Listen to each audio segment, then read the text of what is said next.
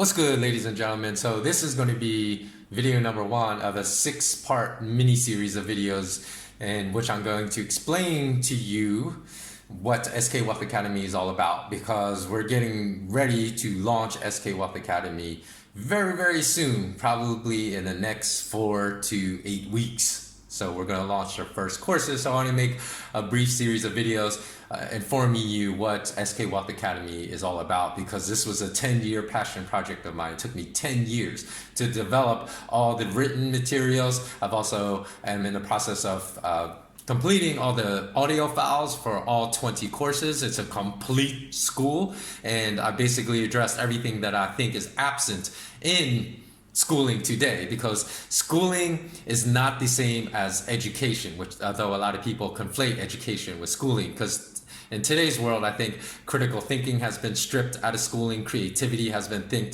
stripped out of schooling, reasoning, actual applicability of knowledge, because there's a famous meme, knowledge is power, which is totally incorrect, because you could have 10,000 facts banging around your head that are all completely worthless to you because you do not know how to apply them in the real world to improve your life, the life of your local community, the life of people on a national level, and finally on a global level. So if that knowledge of applicability is missing, which no school, no traditional forum, brick and mortar classroom really addresses how to apply the knowledge you learn in a classroom in the real world to improve lives, or for the most part that's lacking. That is another bridge that I try to gap in SK Wealth Academy. So let's start. So at SK Wealth Academy, which stands for smart knowledge, because there's also dumb knowledge versus smart knowledge, my goal is to change the manner in which you think, no matter if you're 10 years old or 90 years young. Because there's also that saying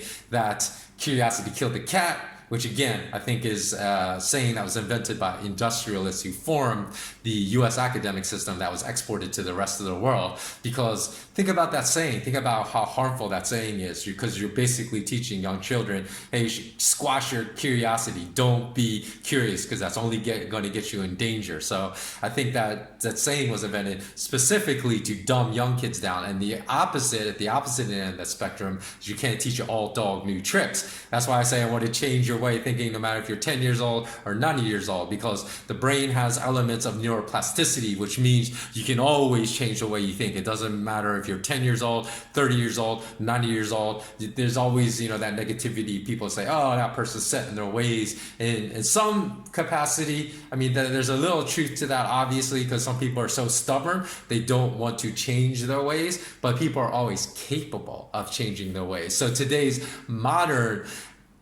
so-called modern academic institutions, even the most prestigious universities in the world, like Princeton, Yale, Harvard, Oxford, London School of Economics, they all remain deeply rooted in behavioral conditioning and paradigms and boring, repetitive rote memorization tasks that kill individual creativity and critical thought. So consequently, I believe that most young adults are conditioned within academic classrooms to think very robotically and convergently, which is very harmful to intellect, instead of being taught to think divergently, which you can see a whole vast array of options available to you. And I think that's done very deliberately, because we are actually herded into these societal paradigms like cattle, which there are a large number of choices, but they all exist within a very narrow channel that we're allowed to select from. So like academics, if someone chooses to homeschool, oh, they look at, who's that crazy lady over there homeschooling her kids, right? Because they don't want us to think that kids can actually be far more educated, which I think a lot of studies have proven, if they're homeschooled versus being behaviorally and socially conditioned within compulsory schooling, which is what they want.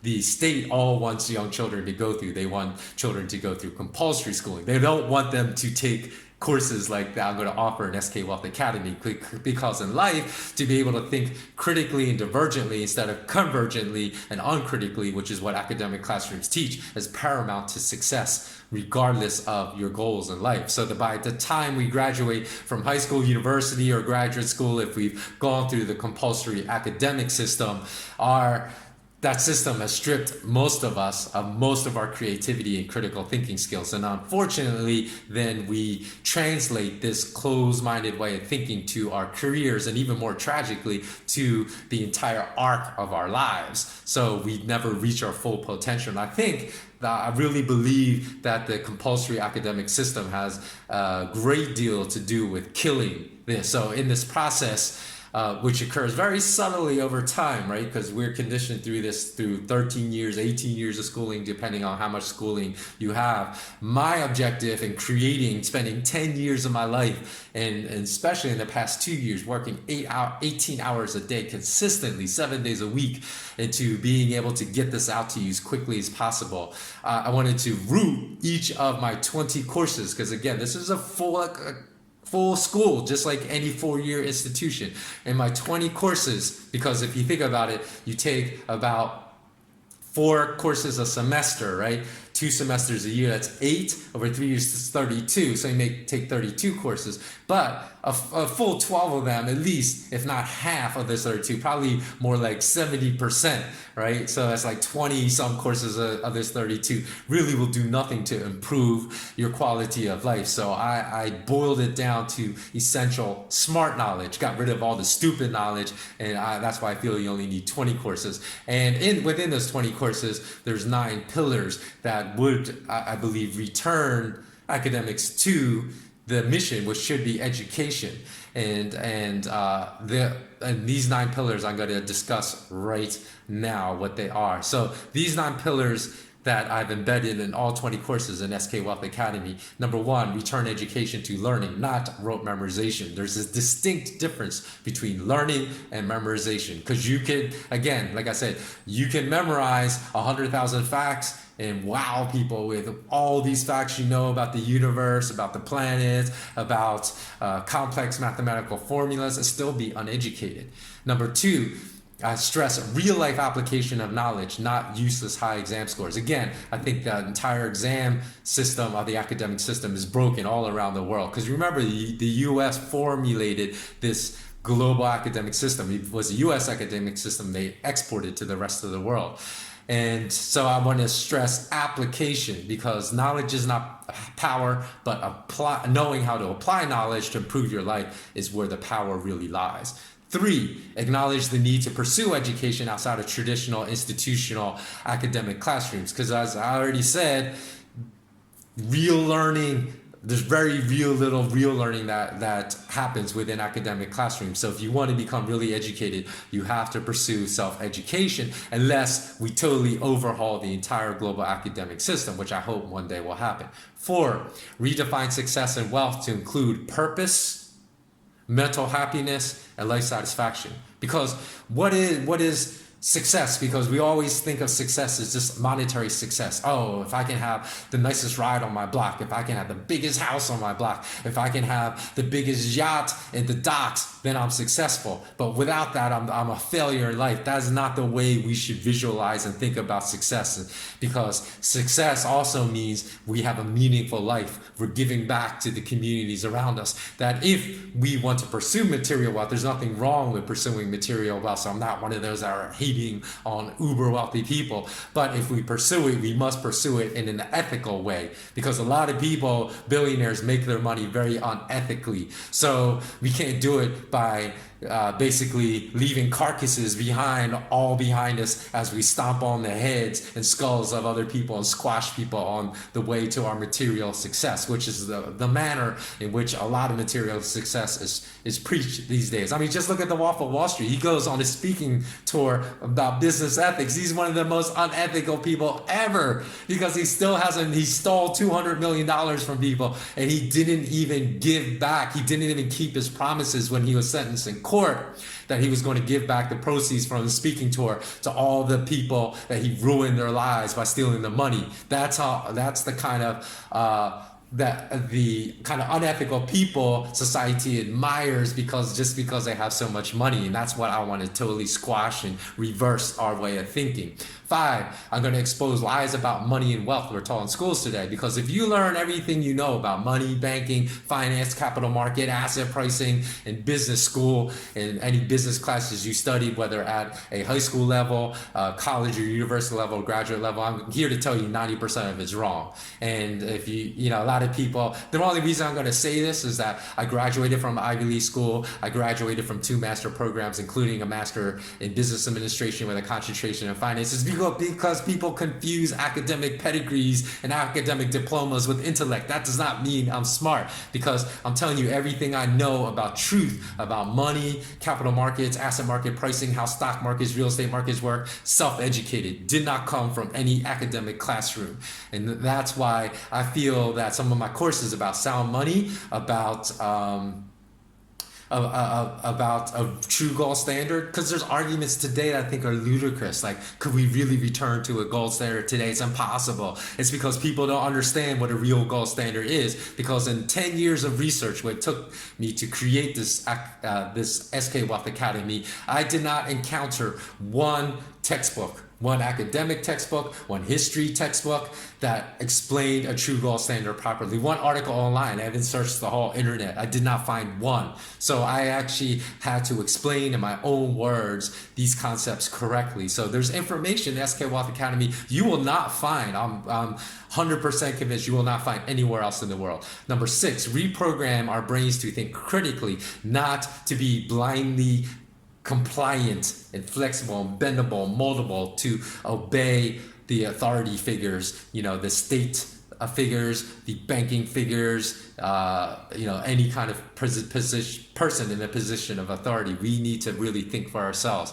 7, provide a curriculum applicable to all ages, because I believe children as young as 10 to 14 years of age can really, maybe at the 10s at the little lower, 12 to 14, but even at 10 with parental guidance, I think that they could actually complete my courses. And again, as I believe education is a process from birth to death, it doesn't matter if you're done with academics, because I'm filling in all the gaps that of education people never received in academics. So even if you're 40, 50, 80, I designed a curriculum that's applicable for people of all ages. 8, stress personal responsibility instead of the blame game. So I want all of us to really assume responsibilities for our positions in lives, even if we've had horrible things happen to us, as many of us, including yours truly, have, that are outside of our control. Because you have to understand, once you start propagating truth, especially monetary truth, because people always say money makes the world go round, doesn't really make the money go round. But if you want to understand truth,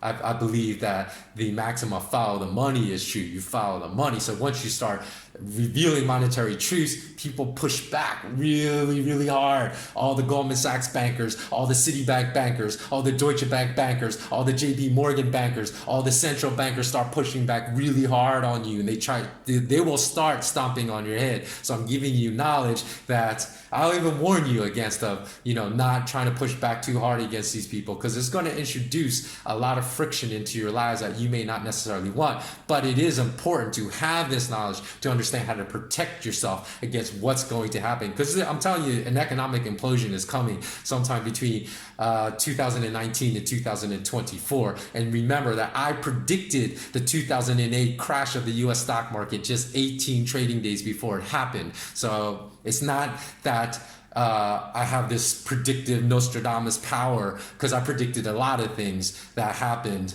during that 2008 global financial crisis. It's understanding truth versus believing propaganda we're taught in schools that allows you to see things unfolding before they actually unfold. And so the last pillar, number 9, is to utilize peer-to-peer learning to foster cooperation and critical thinking skill development. Because I believe far too many of us accept without challenge articles, ideas, information presented to us by a very rigidly controlled and mainstream media narrowly funded by few extremely wealthy people. So people always say, who are they? Who are these people you speak of? It's easy if you actually have read books about the origins of academic history. They tell you who the industrialists, they tell you about the Carnegies, the Rockefellers, who who poured millions of their money, which today would amount in true inflation adjusted dollars, billions of their own money into forming the academic system in America. So this is precisely the reason why most of us, if we've gone through the compulsory schooling system, I don't care if you graduated from Yale, Princeton, Harvard, Brown, Dartmouth, that you need to I'm telling you, you will need to deconstruct your present belief system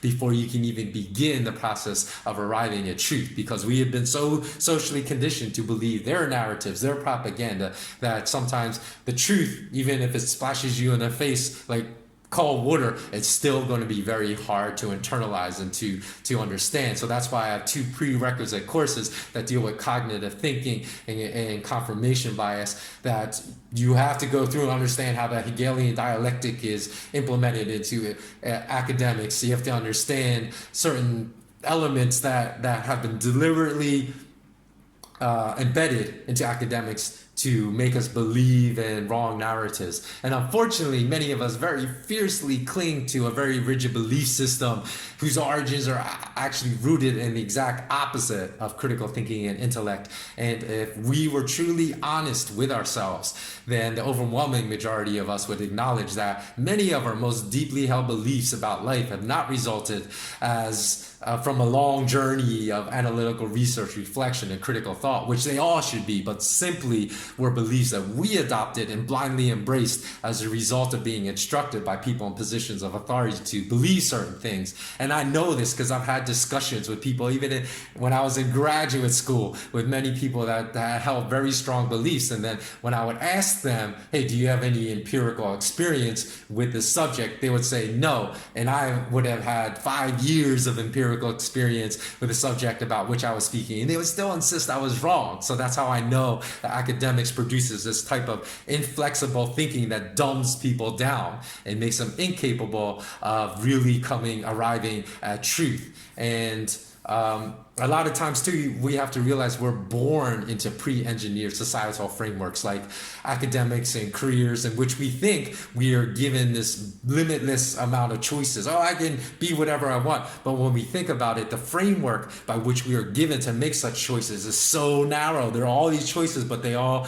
reside within this narrow framework. If we try to diverge outside, then we're like that Japanese saying where the nail sticking down, they try to hammer us back down and make us conform so they can produce all these cookie cutter hive mind like mentality of young adults that all think the same way. The purpose of me forming SK Wealth Academy is that I started witnessing this. No matter what, I've lived in 4 different countries. I've seen it every country I go to, and that's how I know that the academic system was really formed by people that wanted to produce the same type of thinking all around the world.